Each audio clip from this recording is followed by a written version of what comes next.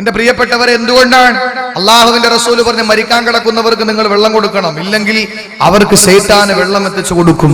പക്ഷെ ശൈത്താൻ വെള്ളം മാത്രമല്ല കൊടുക്കുക, തിരിച്ചൊരു കാര്യം കൂടി ആവശ്യപ്പെടും. നിങ്ങൾക്കറിയോ, മഹാനായ അബൂ സക്കരിയ എന്ന മഹാൻ ഒരു പണ്ഡിതനാണ്, വല്ലാതെ പാണ്ഡിത്യമുള്ള സാത്വികനാണ്, പരമവിശുദ്ധനാണ്. ഒരുപാട് ശിഷ്യന്മാരെ ഇസ്ലാമിനു വേണ്ടി, അള്ളാഹുവിന്റെ ദീനിനു വേണ്ടി സമ്മാനിച്ച അബൂ സക്കരിയ റഹിമഹുല്ലാഹ് എന്റെ പ്രിയപ്പെട്ടവരെ മരിക്കാൻ കിടക്കുക. അദ്ദേഹം തന്റെ ശിഷ്യന്മാരോട് വളരെ പ്രമാദമായിട്ട് പഠിപ്പിച്ചു കൊടുത്തിട്ടുള്ളത് മരിക്കുമ്പോ കലിമ ചൊല്ലണോ, മരിക്കുമ്പോൾ നിങ്ങൾ കലിമ ചൊല്ലണമെന്നാണ്. എന്നാൽ അബൂ സക്കരിയ റഹിമഹുല്ലാഹ് മരിക്കാൻ കിടക്കുകയാണ്. എന്റെ പ്രിയപ്പെട്ടവരെ, തന്റെ നൂറുകണക്കിന് ശിഷ്യന്മാരെ പഠിപ്പിക്കുന്നതിന് പ്രധാനമായി പഠിപ്പിച്ച വിഷയം എന്തെന്ന് ചോദിച്ചാൽ, മരിക്കുമ്പോ എന്റെ മക്കളെ നിങ്ങൾ കലിമ ചൊല്ലാതെ മരിക്കല്ലേ. ഈ ലോകത്തു നിന്ന് വിട പറയുമ്പോ കലിമ ചൊല്ലാതെ ലാ ഇലാഹ ഇല്ലല്ലാഹ് മരിക്കല്ലേ എന്ന് തന്റെ ശിഷ്യന്മാരോട് 1000 വട്ടം ഉണർത്തിയിട്ടുള്ള അബൂ സക്കരിയ എന്ന മഹാൻ ഈ ലോകത്തോട് വിട പറയാതെ കിടക്കുമ്പോ എന്റെ പ്രിയപ്പെട്ട സഹോദരങ്ങളെ, സക്കറാത്തിന്റെ വേളയിലാണ്. ആ സന്ദർഭത്തിൽ ശിഷ്യന്മാരെ എല്ലാവരും ഒരുമിച്ചുകൂടി. എന്നിട്ട് ആ ഉസ്താദാകുന്ന അബൂ സക്കരിയ റഹിമഹുല്ലാഹുവിന്റെ അടുക്കൽ വന്നിട്ട് പറയുകയാണ്, കലിമ ചൊല്ലാതെ മരിക്കല്ലേ എന്ന് പഠിപ്പിച്ച ഗുരുനാഥന്റെ മുമ്പില് ആ ഗുരുനാഥൻ സക്കറാത്തിന്റെ ഹാലിൽ കിടക്കുമ്പോ എന്നിട്ട് പറയുന്ന, ഉസ്താദേ ഖുൽ ലാ ഇലാഹ ഇല്ലല്ലാഹ്, ഉസ്താദേ നിങ്ങൾ ലാ ഇലാഹ ഇല്ലല്ലാഹ് ചൊല്ലുക. ലാ ഇലാഹ ഇല്ലല്ലാഹ് ചൊല്ലാൻ തന്റെ ഗുരുനാഥനോട് ശിഷ്യഗണങ്ങൾ വിളിച്ചു പറയുമ്പോ ഉസ്താദ് വലതുഭാഗത്തേക്ക് തലതിരിച്ചു കളയുകയാണ്. സുബ്ഹാനല്ലാഹ്, വലതുഭാഗത്തേക്ക് തലതിരിച്ചു കളയുന്നു. ആ കലിമ ചൊല്ലുന്നില്ല, ഏറ്റു ചൊല്ലുന്നില്ല. ഏത് ഉസ്താദാണ് തന്റെ ശിഷ്യന്മാരെ പഠിപ്പിച്ചപ്പോൾ പ്രധാനമായിട്ട് പറഞ്ഞത് നിങ്ങളാരെ കലിമ ചൊല്ലാതെ മരിക്കല്ലേ എന്നാണ്. പക്ഷേ മരിക്കാൻ കിടക്കുമ്പോ ശിഷ്യന്മാര് ലാ ഇലാഹ ഇല്ലല്ലാഹ് പറഞ്ഞു കൊടുക്കുമ്പോ വലതുഭാഗത്തേക്ക് തലതിരിച്ചു കളയുകയാണ്. ശിഷ്യന്മാര് വലതുഭാഗത്ത് ചെന്നിരുന്നിട്ട് കലിമ ചൊല്ലിക്കൊടുത്തു. ഉസ്താദേ പറയൂ ഖുൽ ലാ ഇലാഹ ഇല്ലല്ലാഹ്. ഉസ്താദ് വീണ്ടും ഇടതുഭാഗത്തേക്ക് തലതിരിക്കുകയാണ്. ശിഷ്യഗണങ്ങളെ കണ്ടുകൊണ്ട് വല്ലാതെ പൊട്ടിക്കരയുന്നു. എന്ത് പറ്റി ഞങ്ങളുടെ ഗുരുനാഥന്, എന്ത് പറ്റി ഞങ്ങളുടെ ഉസ്താദിന്? കലിമ ചൊല്ലാതെ മരിക്കല്ലേ എന്ന് ഞങ്ങളെ പ്രേരിപ്പിച്ച പഠിപ്പിച്ച ഞങ്ങൾ അധ്യാപനം നടത്തിയ ഗുരുനാഥൻ മരണപ്പെട്ടു പോകുമ്പോ കലിമ പറഞ്ഞു കൊടുക്കുമ്പോൾ ഏറ്റുപറയാതെ അങ്ങോട്ടും ഇങ്ങോട്ടും തലതിരിക്കുകയാണ്. ശിഷ്യന്മാരെ അപ്പിച്ചപ്പിൽ വിളിച്ചു പറഞ്ഞു, ഉസ്താദേ ഖുൽ ലാ ഇലാഹ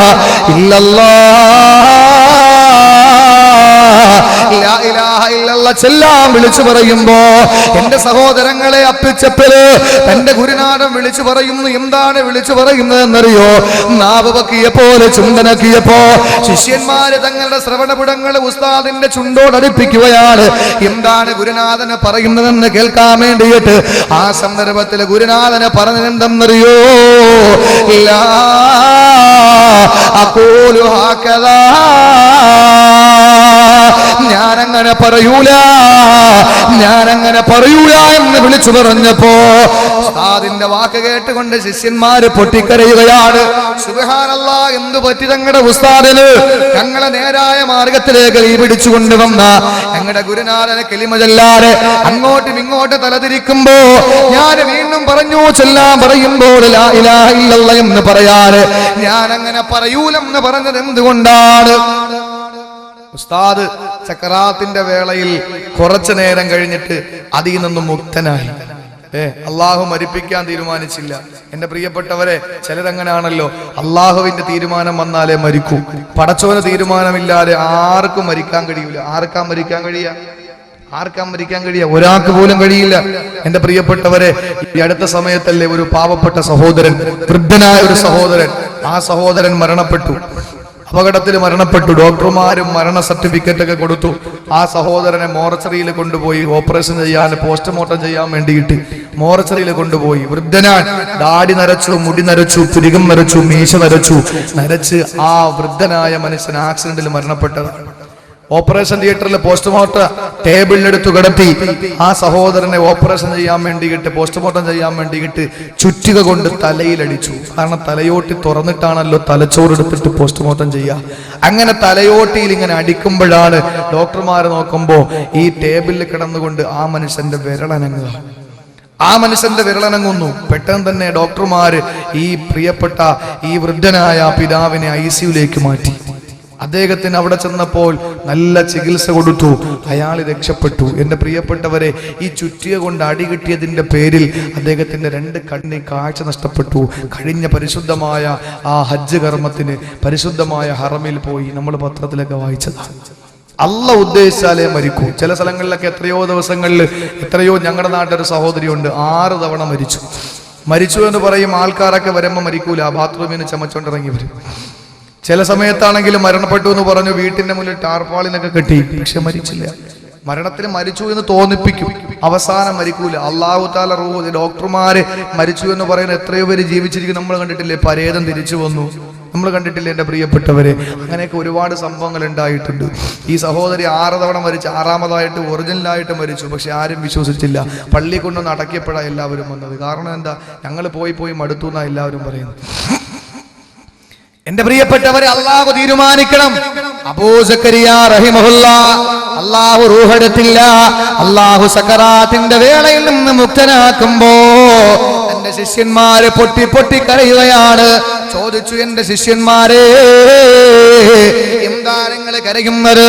ആ സന്ദർഭത്തിൽ ഉസ്താദിനോട് ശിഷ്യഗണങ്ങൾ പറയുന്നു, ഉസ്താദ്, കലിമ ചൊല്ലാതെ മരിക്കല്ലേ എന്ന് ഞങ്ങളെ പ്രേരിപ്പിച്ചയാളല്ലേ നിങ്ങളെ സക്കറാത്തിന്റെ വേളയിൽ കിടക്കുമ്പോ ഞങ്ങൾ കലിമ ചൊല്ലിത്തരുമ്പോ എന്തേ നിങ്ങൾ കലിമ പറയുന്നില്ല? വലത്തോട് തലതിരിച്ചു കളഞ്ഞു, ഇടത്തോട് തലതിരിച്ചു കളഞ്ഞു. പിന്നീട് നിങ്ങൾ പറഞ്ഞു, ഒരിക്കലും ഞാൻ അങ്ങനെ പറയൂലെന്നാണ്. എന്തേ ഉസ്താദേ നിങ്ങൾക്ക് പറ്റിയത്? ആ സന്ദർഭത്തിൽ അബൂ സക്കരിയ റഹിമഹുല്ലാഹ് പറഞ്ഞതെന്തെന്നറിയോ? എന്റെ സഹോദരങ്ങൾ മനസ്സിലാക്കണം. തന്റെ ശിഷ്യന്മാരോട് അബൂ സക്കരിയ പറയുകയാണ്, പെങ്ങള്, എന്താണ് പറഞ്ഞതെന്നറിയോ? ഞാൻ മരിക്കാൻ കിടക്കുമ്പോ, സക്കറാത്തിന്റെ വേളയിൽ കിടക്കുമ്പോ ആരും തന്നെ എന്നെ ശ്രദ്ധിക്കുന്നില്ല. നിങ്ങൾ വല്ലാതെ വെപ്രാളത്തിലാണ്. ഞങ്ങളുടെ ഉസ്താദ് മരണപ്പെടുന്നു, ഉസ്താദ് സക്കറാത്തിന്റെ വേളയിലാണ്. കലിമ ചൊല്ലി തരാനുള്ള വെപ്രാളമായിരുന്നു നിങ്ങൾക്കുള്ളത്. എന്റെ നാവ് വല്ലാതെ വരണ്ടുണങ്ങി, ഒരു തുള്ളി വെള്ളം കുടിക്കാൻ കഴിയാറ്, ഒരു തുള്ളി വെള്ളം വാവിട്ട് ചോദിക്കാൻ എനിക്ക് നാവ് പൊങ്ങുന്നില്ല. ആ സന്ദർഭത്തിൽ എവിടെ നിന്നെങ്കിലും കുറച്ച് വെള്ളം കിട്ടിയിരുന്നെങ്കിൽ ഞാൻ ആഗ്രഹിച്ചു പോ. ആ സന്ദർഭത്തിൽ നോക്കുമ്പോ ഒരു നല്ല വൃദ്ധനായ നല്ല ഒരു മനുഷ്യന്, നല്ല ഡാടിയുള്ള നിസ്കാരത്തഴമ്പുള്ള നല്ല വെളുത്ത് സുന്ദരനായ ഒരു വൃദ്ധനന്റെ മുമ്പിൽ ഒരു പാത്രത്തില് പച്ചവെള്ളവുമായിട്ട് വരുന്നു. എന്നിട്ട് എന്നോട് ചോദിച്ചു, സക്കരിയ, ഓ സക്കരിയ, നിനക്ക് കുടിക്കാൻ വെള്ളം വേണമോ? ഞാൻ വെള്ളം കുടിക്കാനുള്ള വെപ്രാളത്തില്, പൈരാഗമടക്കാൻ ഒരു തുള്ളി വെള്ളമില്ലാത്തതിന്റെ പേരിലുള്ള വെപ്രാളത്താ ഞാൻ തലയനക്ക് വെള്ളം വേണമെന്ന് പറഞ്ഞപ്പോ അദ്ദേഹം എന്നോട് പറഞ്ഞു, വെള്ളം തരാം, പക്ഷേ ഒരു കാര്യം നീ തിരിച്ചെനിക്ക് വേണ്ടി പറയുമോ? വെള്ളം കുടിക്കാൻ ദാഹിച്ചുകൊണ്ട് വല്ലാതെ വിഷമിക്കുന്ന എന്നോട് വെള്ളം തരാമെന്ന് പറഞ്ഞിട്ടാ വൃദ്ധൻ എന്നോട് പറഞ്ഞത്. നിനക്ക് ഞാൻ വെള്ളം തരാ, പക്ഷേ എന്നോട് നീ ഒരു കാര്യം പറയണം. എന്താണ് പറയേണ്ടത്? ഈസാ നബി അള്ളാന്റെ മകനാണെന്നൊന്നു പറ, ഈസാ നബി റബ്ബിന്റെ പൊന്നുമോനാണെന്നൊന്നു പറ എന്ന് പറഞ്ഞപ്പോഴാ ഞാൻ വലത്തോട്ട് തലതിരിച്ചു കളഞ്ഞത്. ഞാൻ വലത്തോട്ട് തലതിരിച്ചു കളഞ്ഞു, അല്ലാതെ നിങ്ങളെ കലിമ പറഞ്ഞത് ഞാൻ കേട്ടില്ല. വലത്തോട്ട് തലതിരിച്ചു കളഞ്ഞത് പിശാചിൽ നിന്ന് രക്ഷപ്പെടാനാണ്. വീണ്ടും വലതുഭാഗത്ത് വന്നു. എന്നിട്ട് എന്നോട് പറഞ്ഞു, അബൂ സക്കരിയ, നിനക്ക് ഞാൻ വെള്ളം തരാ, ദാഹിച്ചു മരിക്കുന്നതിനേക്കാ നിനക്ക് ഞാൻ വെള്ളം തരാ. നിനക്ക് അങ്ങനെ പറയാനോ മടിയെങ്കിൽ നിനക്ക് പറഞ്ഞൂടെ, ഖുൽ ഉസൈർ നബി അല്ലാഹുവിന്റെ മകനാണെന്നൊന്ന് പറയൂ. ആ സന്ദർഭത്തിൽ ഞാൻ വീണ്ടും അത്യുച്ചത്തിൽ വിളിച്ചു പറഞ്ഞു, പിശാചേ, ഞാൻ തൊണ്ട പൊട്ടിക്കീറി മരിച്ചു പോയാൽ, ഒരു തുള്ളി വെള്ളം കിട്ടാതെ ഞാൻ പെടഞ്ഞു വീണ് മരിച്ചാൽ പ്രശ്നമില്ല. ഞാൻ ഞാനങ്ങനെ പറയില്ല. ഞാൻ പറഞ്ഞത് കെലിമ പറയൂലെന്നല്ല, ഞാൻ നിങ്ങളോടല്ല സംസാരിച്ചത്, മറിച്ച് എന്റെ മുമ്പിൽ പിശാച് വന്ന് വെള്ളപാത്രവുമായി നിൽക്കുമ്പോ ആ പിശാച് എന്നോട് ഉസൈർ നബി അള്ളാന്റെ മകനാണ്, ഈസാ നബി റബ്ബിന്റെ മോനാണെന്ന് പറയാൻ പറഞ്ഞപ്പോ ഞാൻ അവനോട് പറയില്ലെന്ന് പറഞ്ഞതാ.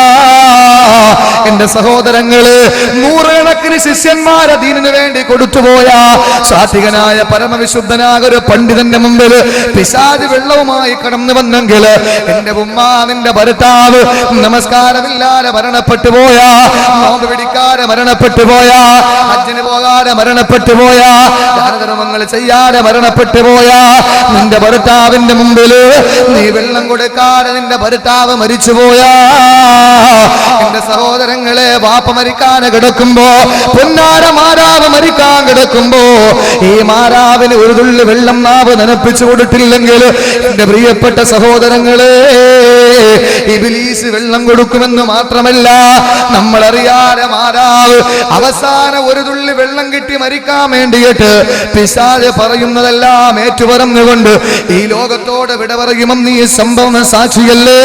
അല്ലാഹുവിന്റെ റസൂൽ പറയുന്നു, എന്നാൽ എന്റെ പ്രിയപ്പെട്ടവരെ, മരിക്കുന്ന സമയത്ത് ദാഹമുള്ളതാണ്, അത് എല്ലാവർക്കുമുണ്ട്. അതുകൊണ്ടാണ് റസൂലുള്ളാഹി വെള്ളം കൊടുക്കാൻ പഠിപ്പിച്ചത്.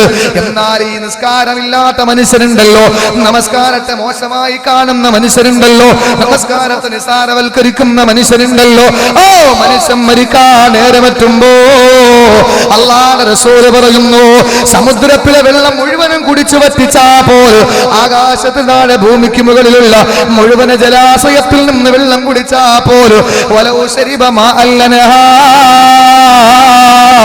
എത്ര വെള്ളം കുടിച്ചു വറ്റിച്ചാലും ഒരു കാരണവശാലും അവന്റെ ദാഹം മാറുന്നതല്ല.